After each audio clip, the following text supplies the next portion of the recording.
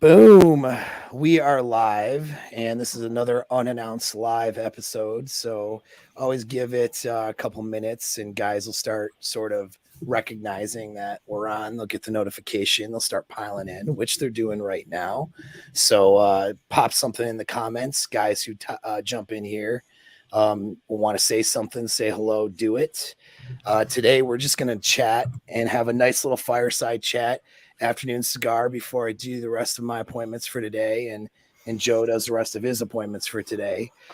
Take a little day break from helping men out here, to talk to you guys about masculinity in general and what it means to embrace your masculinity and what it means to own that and embody that, do it, in especially in a world right now where masculinity is not something that is looked at as a virtue in a lot of places. You know, a lot of times it's a cartoon of what masculinity is that gets presented, or it's a lot of negative thoughts and aspects of what it really means, or people, of course, who are just doing things in the name of masculinity that are could be toxic or not good to other people, to themselves or other people in their lives. So we're just going to kind of do that, and of course introduce my good friend Joe here from Proud Masculine. He's a good guy. He's leaning into his consulting business.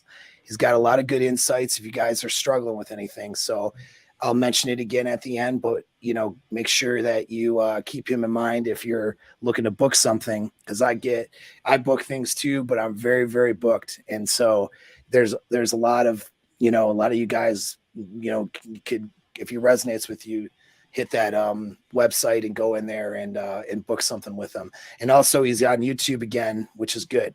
So he's building that channel up. We want to get him to 1,000 subscribers.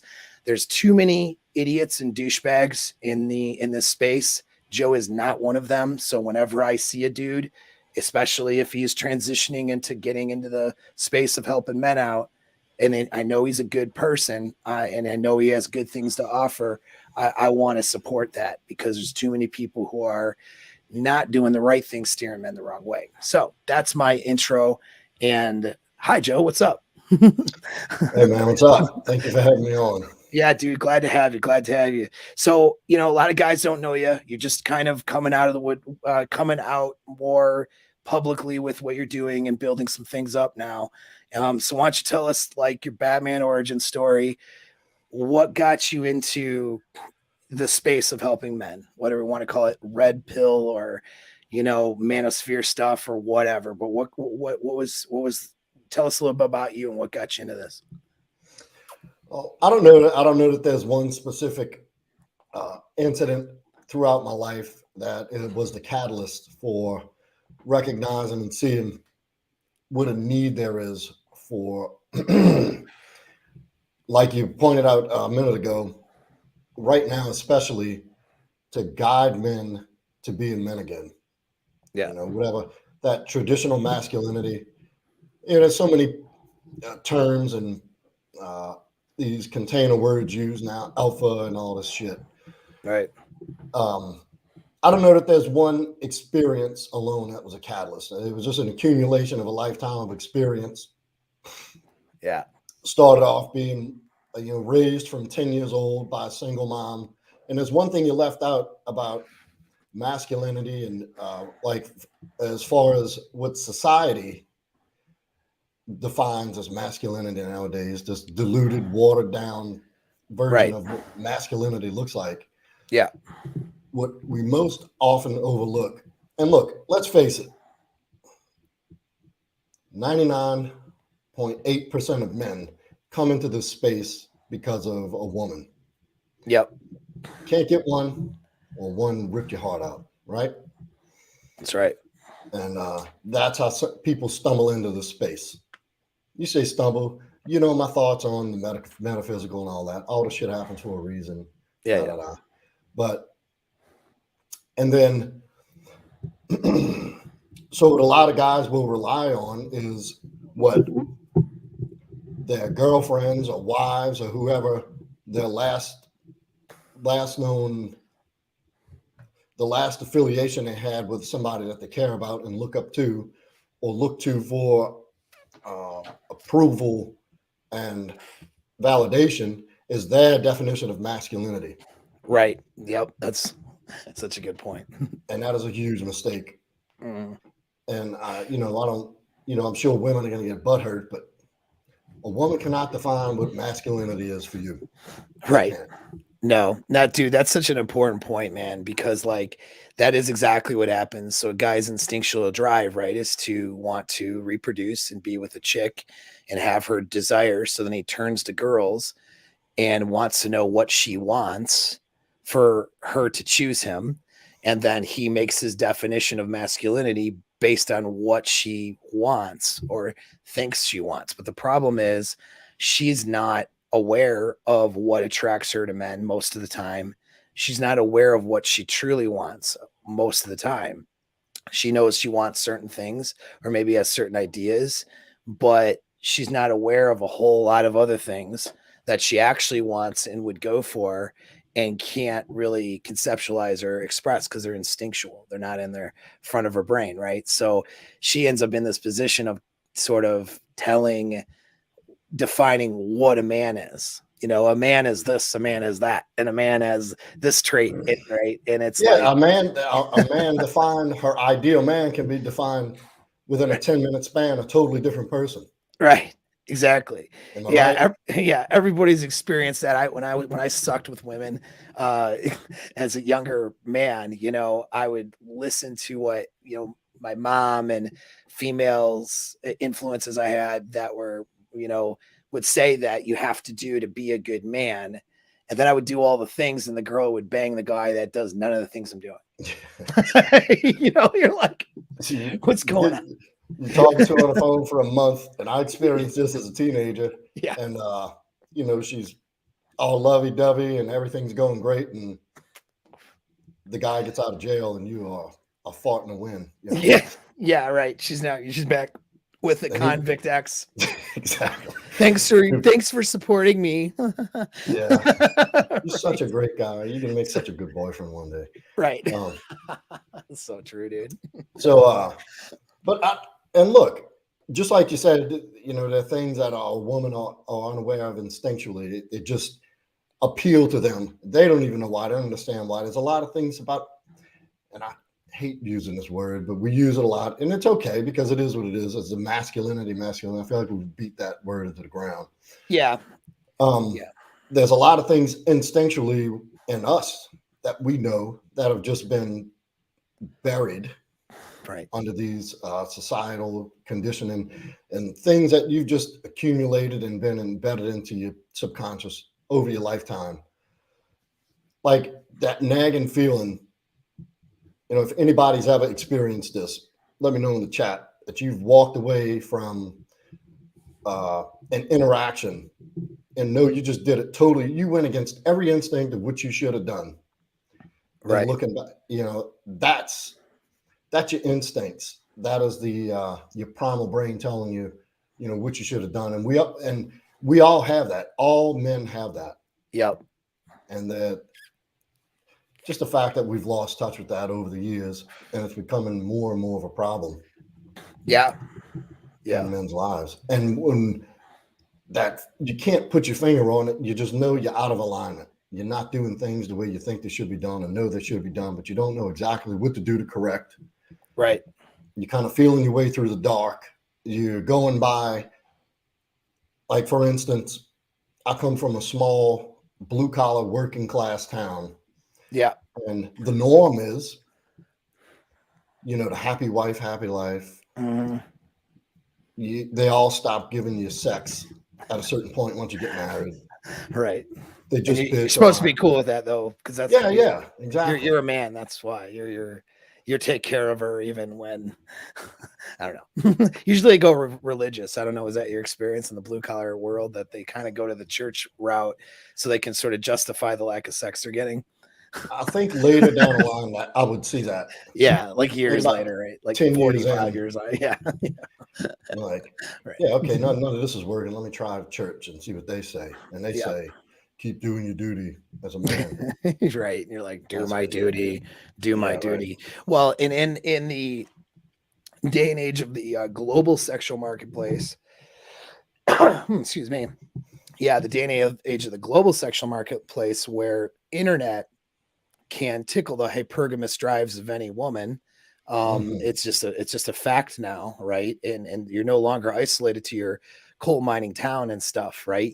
They can look outward and see at least the illusion or fantasy of other options. They can turn to media and television and watch a chick flick, and the empowered woman breaks up from her terrible man or her dead bedroom husband, and she sees the world and eat pray loves her way into, I don't know, banging a busboy in Greece or something. Like, they tout Yeah. this stuff up as being the option and the good thing and all that. Women aren't staying with those guys anymore who decided to go the do my duty route. So here you have guys doing their duty and women going, yeah, I'm not happy. I know he's a good dad and he's a good provider, Yeah. but he's this, he's that, he's the other. I love him, but I'm not in love with him, of course, is the mantra. And then they go somewhere else. You know what I mean? And Well, so, yeah. so okay, let me play devil's advocate here. If if you were a woman and all you have is this guy who's following the fucking script, Mhm. not doing these instinctual things that he knows should be done that do make him attractive, Mhm. and wouldn't you go look elsewhere? Oh yeah, And I'm not fully blaming her either.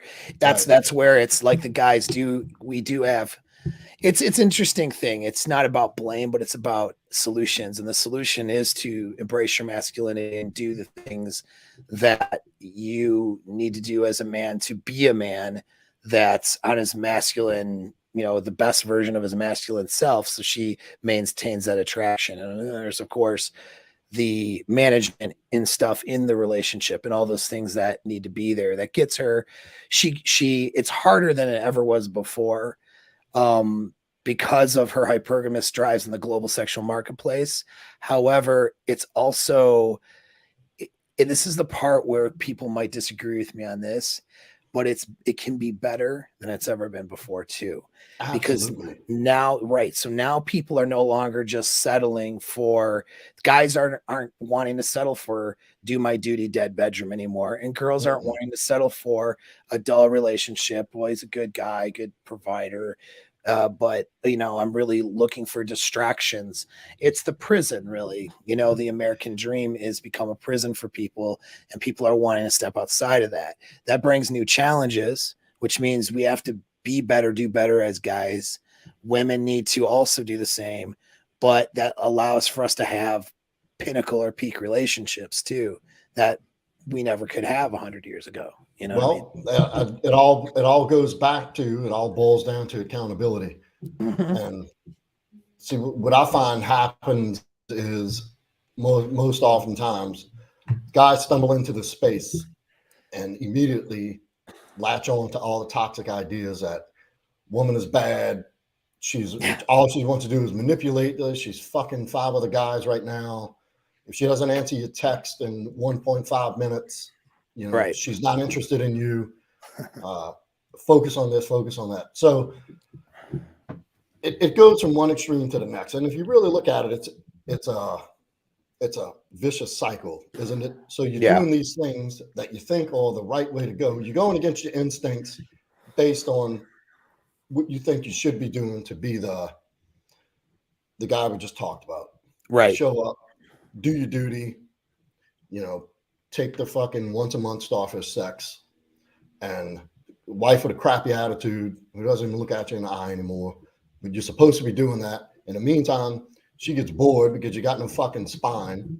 All you Right. do is work and sleep and have no interest in doing anything exciting. You become a bore. And it Right. just goes around and around and around. It gets worse and worse. Yep, exactly. It's a cycle of destruction, and we can reverse that, of course. I mean, that's Absolutely, where, you can. yeah, I mean, And that's I got guys in the well, so I got to send you the invite over the forum, but yeah, the frame and seduction course, man, is or program rather, the mastermind group I have. These guys are like, on track, like killing it, or getting ready to, at least, they're at different levels because they're learning so much stuff. And it's a skill, handling women is a skill, embracing your masculinity and stepping into and finding out what that means for you.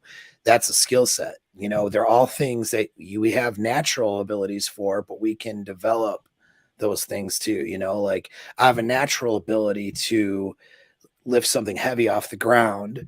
I can get at that through practice, through trials, errors, and developing skills and tempering myself to do that. And it's just like any of these other things.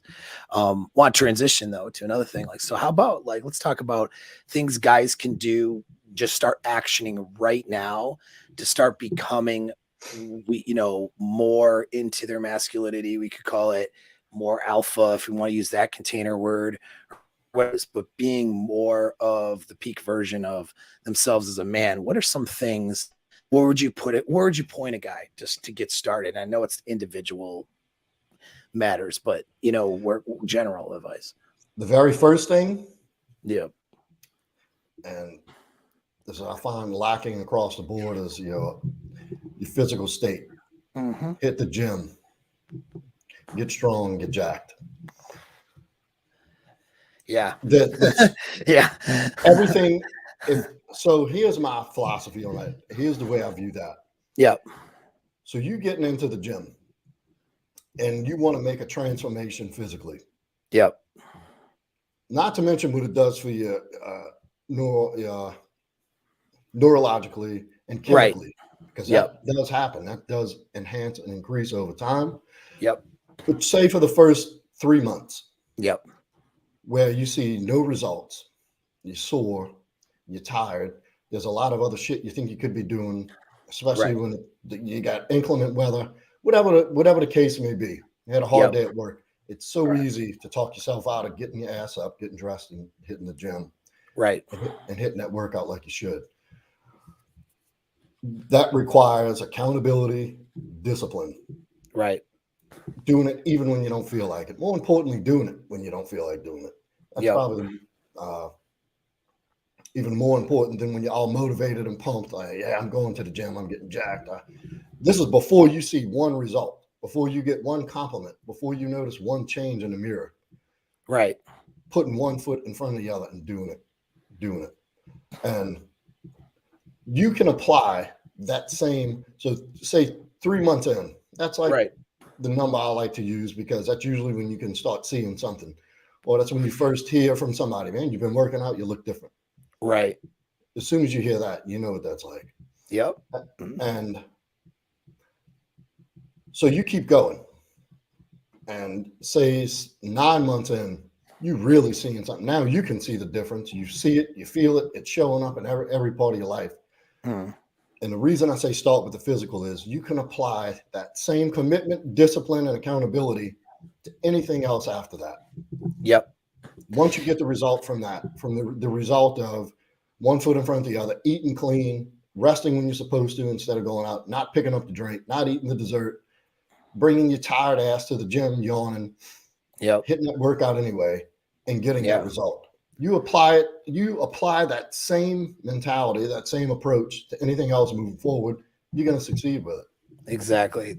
That's so good, man. It's so important. And that's why, like, it's a common advice, to go get jacked or whatever to build muscles. Yeah, but nobody understands why. Like, they don't, right. That's what I was about to say. Exactly. And so you just explain why it's so important, which is what I like about that, because it's not just about trying to, look like a competitive bodybuilder or trying to look cool. It's not just about looks, although, the way you look and the way you feel does affect your psychology. You're going to feel better as a byproduct. As a byproduct. It does affect things, but that's not the most important thing. You're mentioning the most important thing, which is it's a process of success. And when you're failing in so many aspects of your life, the easiest thing you can do that will give you visual results and have you feeling the results is to go from someplace, wherever you're at now, shape, fitness wise, work out and diet for 3 months, and then you're going to be better. And you just watch that process of success. You may not have the exact body you want in 3 months, but you're going to be better. you're going to see and feel results. Whereas like, getting better, let's say some guys are so behind, let's say in their finances, for example, that getting better in their finances might take them a year and a half, and it's hard to feel those results until they start happening. But this is something you can do and experience that process of success. And once you experience it in one aspect of your life, you can repeat it in all these other aspects. So I think that's great. It reinforces that there's no easy button. There's no pill. There's no book. There's no, you're going to have to work to affect any quality change you want in your life. Yep. And so that's, important point that I talk about in some of my stuff is there's three pillars I talk about that a guy just needs if he's going to really embrace that, we'll call it alpha version of himself, if you want to call it that. And that's, he needs to be capable physically as well as mentally, lethal. All right. And he needs to be able to solve his reproductive problem. And I come with those three things because our instincts, the primal brain that's driving our behavior, wants to know that we can mate and spread our genetics. That is a primary drive, stronger than survival instincts. But with that, also wants to be able to survive, right? And that means being physically strong, physically capable to be able to handle, let's say, a stressful situation or a survival situation or whatever. And that means mentally able to. And then the third thing is being lethal. Doesn't mean you have to be able to beat up every person on earth, but it means that you're not going to be a victim. Like if someone were, go ahead. Expand on that. Well, good, because they are obviously, you're not going to go to gym and your life is going to be magically turned around. Right. Of course, but it's a step though, right? Absolutely. And I think it is, personally, I think that is the springboard into really reinventing yourself, leveling up. And because it not only with the commitment, the discipline, the accountability, it gives you evidence that you have what it takes to make it through something tough. Yeah. It shows that you have that ability, which leads me into my next thing. Now, look, there are so many other things on this list that have to be addressed. Right. Your mental condition, your emotional. Right. These are just the beginnings of it, right? Where a guy can start, But it builds the foundation to stack these achievements through building and making yourself into this ideal guy. And I say ideal, not by anyone else's eyes. That should be ideal in your own eyes. That should be a list you created, living up to that ideal. And the next thing is definitely being dangerous in some way, shape, or form. Right. And I say get into a combat sport and really, really test yourself physically, because you can be. Like I'm 180 and I was a street fighter and all this tough guy shit. And then you get in with a jiu-jitsu black belt and you're like, black belt,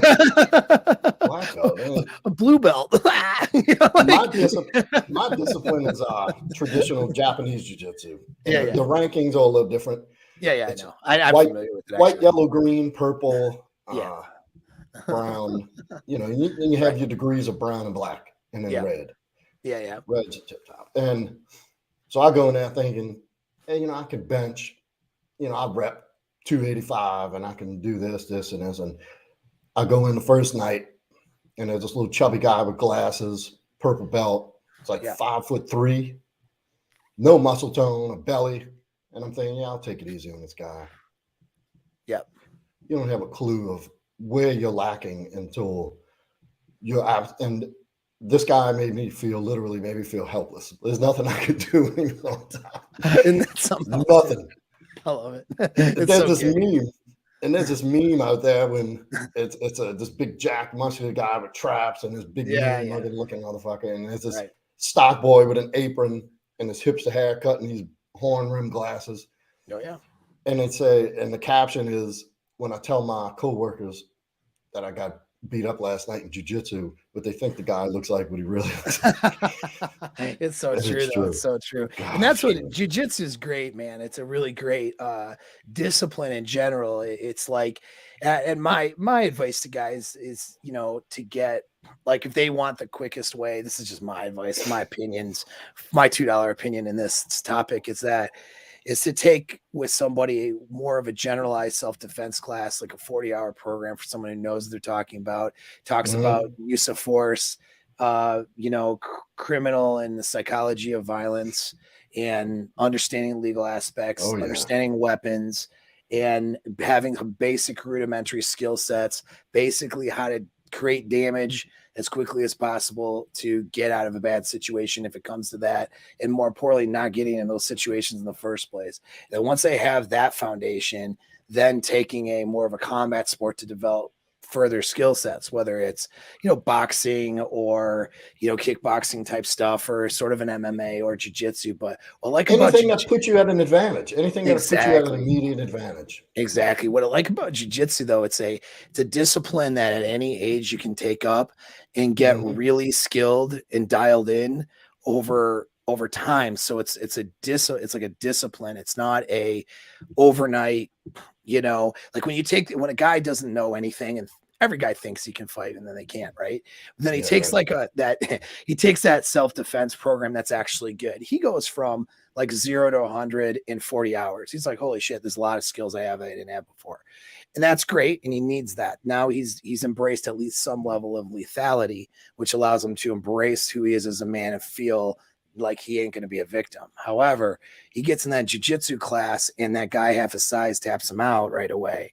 Now he has to be humble, and now he has to eat some of his the fact that, hey, I may be dangerous to people if I need to be, but I don't have all of it, and I could also be bested by somebody on any given day. I have some skills I Yep. need to work on. And then they go through that process, and it's years of training to really get to a high level in jiu-jitsu. And it's the process. It's all about that process of success at that point, not Yeah. I'm going to do something for a week and then get a goal at the end of the week. No, this is a process, and Ain't you're how it just works. continuous. So I love it in that sense too. I think it's so good for men getting into a combat sport, man. I think Well, it's and so so here's good. the thing, Yeah. and just a little fact. Right. That was my path in. I started with hand-to-hand combatives. Right. You Yep. Force of violence. Quick Mm. reaction type stuff. Recognizing dangerous situations. Not getting in one before you get in one. Right. Yeah. Read the room. That type of shit. Yeah. I think that's great. I completely glazed over that. Yeah. No. Yeah. It's all good.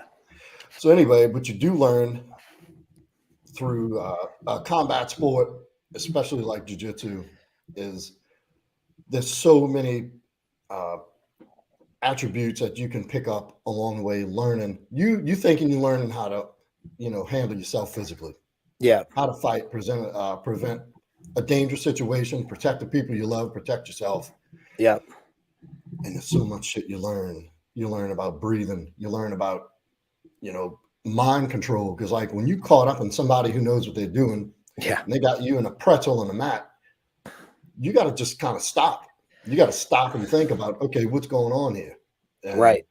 like you can't think too long. You're gonna get choked up, your arm snapped. But Yeah. Yeah. Yeah. Well, but you gotta be able to face that existential fear because you're getting smothered and and you it's almost can't. like Yeah. that'll bring you to a sheer panic having somebody with heavy hips, right Yeah. on the center of your chest, just crushing you Right. with the Right. Right. elbow buried in your chin. Yep. And so Yep. what that does is it's almost like meditation, isn't it? Like you Yeah. kind of just have to be there fully in that moment, Right. breathing through it, not Yeah. Yeah. panicking, not Yep. reacting. And so yeah, and over time you pick up these attributes, and it's actually calmed me down a lot. Just made me more calm overall. And when you know that you have less to worry about walking around in public against an average person, you can I'm not saying you become completely clueless of what's going on around you, but you can let your guard down a little bit. You breathe a little easier, a little lighter. Yep. Like you have what it takes to diffuse or protect yourself. Oh yeah. Yeah. No, And it's good stuff. and that's also one of the many deposits into, creating this masculine ideal and being this ideal masculine, whatever you want to call it, the man, well integrated man. Let's call it that. Right. Fully integrated man. Hell yeah. I love it, man. And you're helping dudes do that now, and you're keeping them accountable, which is so important, because without accountability, you guys in the audience here listening to this, those of you guys who pick this video up later on today or this weekend, accountability is really the key, because you're only going to do so much when you're your own boss. We're our worst bosses to ourselves. We need to look to other people if we really want to accelerate our results in the areas of our life we struggle with. We got to look to people to help us with that. That can be our social circles and all that, but really having a good coach and somebody to give you some insights, and then hold your ass accountable. So when you talk to that person the next week or the following, you've made some progress.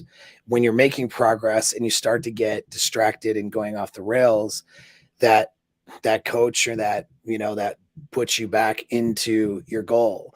And that's the accountability that's so important. That's something you're very good at, Joe. You're very talented with that. So where can they find you before we sign off here? Do you want me to put this in the chat, or are you going to type it as I say it? What? I'll type it as you say it, but what I'm going to do is I'll throw it in the description too later. You just send it to me but yeah, right in the chat. What do you got? proudmasculine.com to book the consult. My YouTube is Proud Masculine. Right. Instagram @proudmasculine. Real simple. There it is. Super easy. So guys who are listening, after this video signs off and you like it for my algorithms, go to Proud Masculine, one word, because on YouTube it's hard to find on 2 words, because he's not to 1,000 yet. We got to get this man 1,000 subscribers like by next week. All right. So let's just do it. So yeah, Proud Masculine, one word. Hit that subscribe button, because although subscribers after 1,000 don't matter as much, but until you get there, YouTube won't put your stuff out there. So we need to help this guy out, because he's helping men out just like you. So thanks, man. Thanks for coming on the live show here, brother. Nah, man. Thank you. All right. We're going to sign off. See you guys later. Oh, I said in broadcast, it done nothing. Both you and I are really bad with tech. Here we go.